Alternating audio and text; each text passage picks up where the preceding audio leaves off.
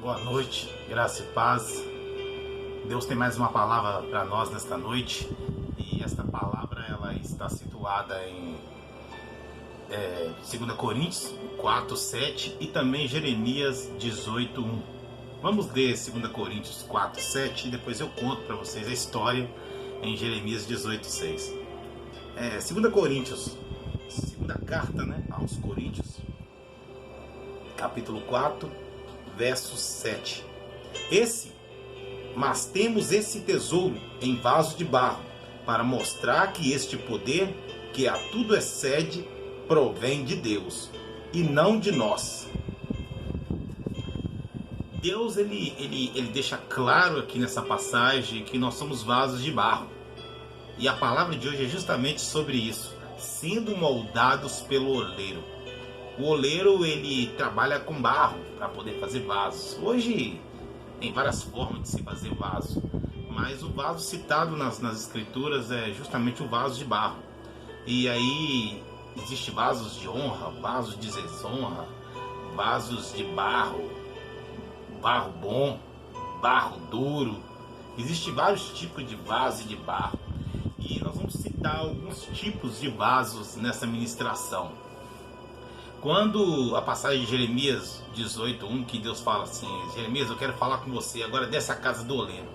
E quando ele desce a casa do oleiro, ele vê o oleiro moldando vasos.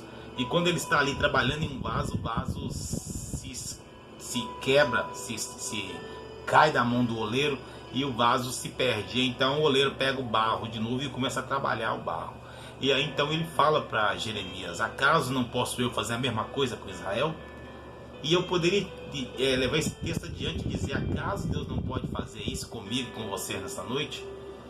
Mas para que a gente possa entender o que Deus quer com nós e para que a gente possa entender quem somos nós precisamos conhecer alguns tipos de barro para saber se nós encaixamos nesse tipo de vaso. E um dos primeiros vasos que se fala aqui é justamente o vaso, tipos de vaso que não agrada a Deus. E ele fala sobre o vaso rachado. E ele cita justamente Filipenses 4, de 3 ao 7. E essa passagem, quando nós olhamos para ela, a gente lembra de Paulo. Eu gosto de falar de Paulo. Paulo era um vaso esquisito, um vaso rachado, um vaso duro de se mexer, um homem rígido, firme naquilo que ele acreditava, um religioso. Achava que estava cumprindo a lei, achava que estava cumprindo os mandamentos de Deus, mas na verdade ele estava equivocado. Por quê? Porque a sua religiosidade estava o cegando. Quantos de nós talvez passamos por esse momento de religiosidade? Achamos que estamos fazendo a obra de Deus, mas na verdade estamos rachados.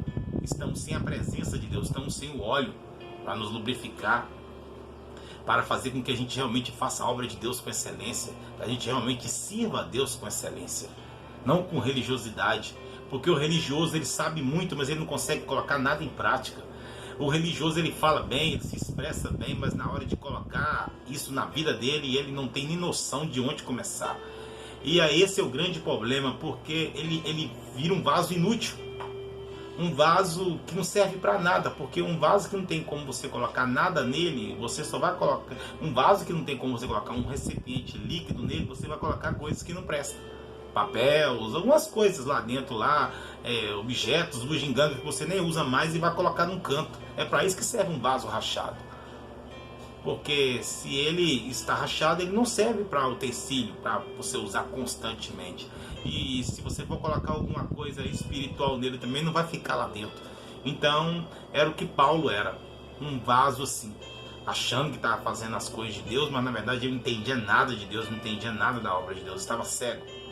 E quantos de nós passamos por esse momento? Achamos que estamos fazendo bem, achamos que estamos cheios do poder de Deus e que na verdade somos meros religiosos, que não consegue nem cumprir realmente as escrituras, que acha que está cumprindo, mas quando você coloca em prática, você vê que você não tem amor, você vê que você não ama as pessoas, você vê que você só se importa com você mesmo, ou com aquilo que você quer e você acredita, e aí você deixa de fazer o bem. Outro vaso é o vaso duro. E esse vaso eu podia colocar em Daniel. Vamos citar Daniel 4 adiante, que tem a passagem justamente de Nabucodonosor. Um homem que, entre aspas, Deus o escolheu para tal coisa, para punir Israel, para colocar Israel no cativeiro e fazer Israel voltar a essência que Deus queria. E aí então ele usou um tal de um rei chamado Nabucodonosor, um homem tirano, mas um homem que conquistou muita coisa. Um homem que teve sonhos, que teve visões, um homem que teve experiência, que viu coisas inacreditáveis, como o quarto C na fornalha de fogo. E aí então ele passa por aquela experiência de não ouvir a voz de Deus, de não colocar em prática o sonho que Deus já tinha alertado para ele que iria acontecer com ele. E Nabucodonosor então vira bicho, vai viver na floresta durante 7 anos, pastando como se fosse um animal, com pelos crescendo no seu corpo e vivendo no orvalho, porque era um barro duro, era um vaso duro. E aí teve que ser molhado pelo orvalho durante 7 anos para que saísse dele a soberba, saísse dele o espírito de grandeza e ele entendesse que o Senhor é que era Deus. E engraçado é que nós somos feitos de barro. Se você for olhar cientificamente, o homem tem 90% de terra no seu corpo, não, 90% de água e 10% de terra. Então, na verdade, o homem foi feito do barro. A Bíblia estava certa. Então, podemos ver que essa composição do homem é justamente para poder provar que você veio do pó e do pó você vai voltar. Porque quando o homem morre, que passa um período, se você abrir a sepultura, vai estar lá simplesmente ossos e pó. Porque o homem vai voltar a ser pó. O líquido vai sair fora e vai ficar só o pó. Então esse é o segredo. E Deus mostrou para Nabucodonosor que com ele não se brinca, que ninguém foge dos planos e nem dos projetos dele. E Nabucodonosor teve que se curvar diante do Rei dos Céus, o Senhor dos Senhores, do Eterno, e teve que admitir que só o Senhor era Deus. E outro vaso é o vaso sujo. Podemos colocar Lucas 19:5 e citar a história de Zaqueu. Zaqueu era um vaso sujo. Um homem que cobrava impostos absurdos, que roubava do povo, que Roma pedia para ele cobrar os impostos das pessoas e ele colocava uma quantia muito maior para poder ficar com ela. Mas quando ele teve um encontro com Jesus, ele viu o quanto que ele era depravado. O quanto que ele, mesmo sendo judeu, sendo religioso, conhecendo a lei, as escrituras, ele realmente ele continuava a praticar o furto, continuava a praticar o roubo. E aí então ele teve um encontro com Jesus, ficou sabendo que Jesus ia passar por aquele local e ele então decide subir numa figueira brava e esperar Jesus passar. E quando Jesus passa, Jesus pede ele para descer e diz: hoje chegou salvação à sua casa. E então aquele vaso sujo se transforma e ele decide então abandonar a sua vida de pecado e devolver aquilo que ele tinha defraudado 4 vezes mais. Então são tipos de vaso: vaso sujo, vaso rachado e vaso duro. Existem vários tipos de vasos que nós poderíamos citar aqui, mas eu quero falar sobre esses 3. Qual dos 3 nós nos enquadramos nessa noite? Qual dos 3 que precisa realmente de um encontro? Que precisa realmente ser levado em consideração? Vivemos momentos difíceis, o mundo passa por um momento difícil, o mundo está passando por uma transformação, o mundo está sendo tocado, o mundo está sendo balançado e está na hora de nós nos adequarmos aos princípios da Bíblia. Deus nos fez ser vasos de barro justamente para isso, para a gente não se vangloriar de nada, porque nós não somos nada, nós somos pó e do pó voltaremos. Então a gente tem que entender que tudo que nós somos, tudo que temos, tudo que conquistamos, adquirimos é do Senhor. Foi o Senhor que nos deu força para chegar até aqui. Porque de que vale o homem ter muita coisa e não ter saúde?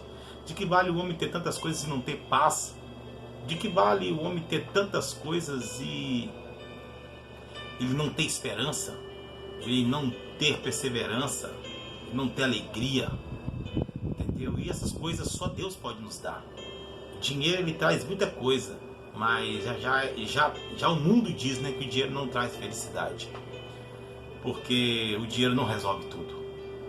A família não resolve tudo. Tem muita gente que tem famílias maravilhosas e aí você escuta: o fulano de tal tirou sua própria vida.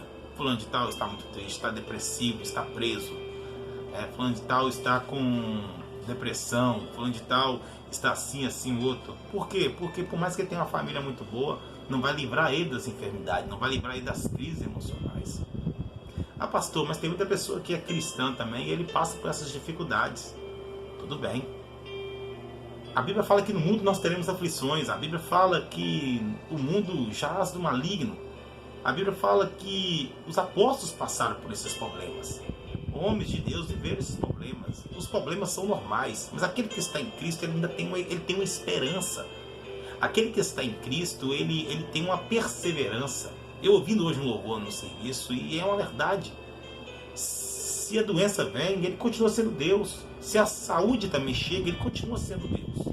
Se eu estou bem financeiramente, ele continua sendo Deus. Mas se eu também não tenho nada, nem o que comer, ele também vai continuar sendo Deus. E então, se Deus ele não se enquadra aos nossos padrões, então nós temos que nos enquadrar ao dele. Nós temos que nos curvar a ele e entender que ele está no controle e no domínio de todas as coisas. O que Deus quer nos dizer, com tanto sofrimento, com tanta coisa que esse mundo passa por ele, é que esse mundo também é passageiro. Tantas coisas acontecem nesse mundo, mas um dia vão parar de acontecer. O homem sofre nesse mundo porque o homem causou o próprio sofrimento. Quando o homem pecou, quando o homem se distanciou-se de Deus, ele cravou a sua morte eterna. Ele cravou a sua destruição. E só através de Cristo nós podemos restaurar as coisas. Mas não aqui. Através de Cristo nós estamos escondidos nele para vivermos no céu. Chegará um momento em que o céu descerá para a terra, que a terra se tornará uma nova terra, que tudo novo se fará. Mas enquanto isso, o mundo terá que passar por muita coisa. E nada melhor do que estar do lado de Cristo. Nada melhor do que estar do lado do Senhor.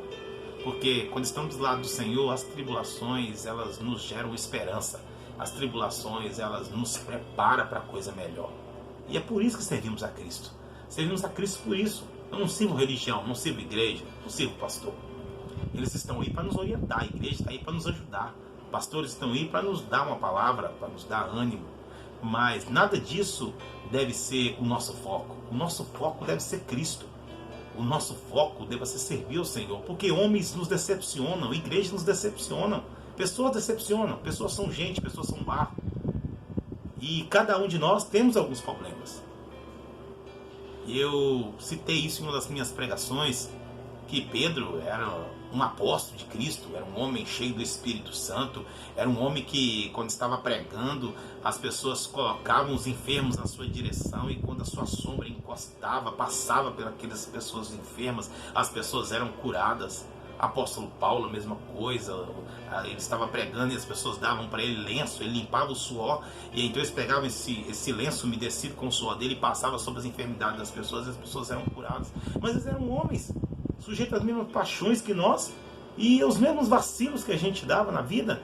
Pedro mesmo, na carta aos Gálatas, Paulo fala claramente sobre um grande defeito de Pedro, de ser dissimulado, de se fazer de judeu diante dos judeus e depois de se fazer gentil no meio dos gentios. E aí Paulo fica terrivelmente irado com aquilo, porque quando estava diante deles, ele estava de uma forma, mas quando os judeus da sinagoga chegavam, quando chegava Tiago, que era bem religioso, ele se levantava e saía de perto das pessoas, dissimulando, se fazendo que não estava nem aí para os gentios. E aí Paulo ficou muito chateado com isso. Pô, Pedro, você está tendo duas faces, você está sendo dissimulado, com nós você é uma coisa e quando chega eles você é outra coisa com eles. Era gente. Isso é para mostrar, gente, que por mais que nós estamos no caminho, nós sempre vamos vacilar, porque nós somos barro. E a perfeição só está em Cristo. Cristo é perfeito. Cristo veio aqui na terra e mostrou para nós. E o grande caminho disso é o caminho da humildade, da simplicidade, da temperança, do domínio próprio, da mansidão. Isso são coisas que nós temos que buscar através do Espírito Santo. O Espírito Santo é o nosso condutor, para que a gente realmente possa passar uma passagem melhor aqui nessa terra, para que nós possamos realmente ter uma vida melhor aqui na terra. Uma vida de amor, uma vida de carinho, uma vida de compreensão, uma vida simples. Deus quer o melhor para mim e para você. Então, querido, dependendo do barro que você é hoje, dependendo do vaso que você é hoje, Deus quer te quebrar hoje. Deus quer fazer de você um vaso novo. Deus quer fazer de você. O oleiro está aqui para poder fazer um vaso novo de mim, de você nessa noite. E eu queria orar por você nesta hora. Deus, eu não sei o que os meus ouvintes estão passando neste momento. Eu não sei qual tipo de vasos eles são. Deus, eu sei de mim, que eu preciso ser quebrado nas tuas mãos. Eu preciso ser transformado. Deus, e se eles também querem isso, entenderam que eles precisam se arrepender, que eles precisam mudar de vida, que eles precisam ter um vaso transformado, um vaso moldado, um vaso restaurado. Deus, entra nas nossas vidas nesta noite. Entra na vida de cada um dessas pessoas nesta noite. Prova para eles que eles são barro, mas que eles podem ser trabalhados, que eles podem ser esmiuçados e podem ser melhor. Que a cada dia nós possamos ser um pouquinho melhor. Que a cada dia que o Espírito Santo nos encontrar pela manhã e já possa tirar algo de nós, possa nos desmiuçar a cada um de nós e nos transformar em vasos melhores. Que o Espírito Santo entre na vida deles, na casa deles, na família deles, e que possam transformá-los como transformou Paulo, como transformou Nabucodonosor e também como transformou Zaqueu.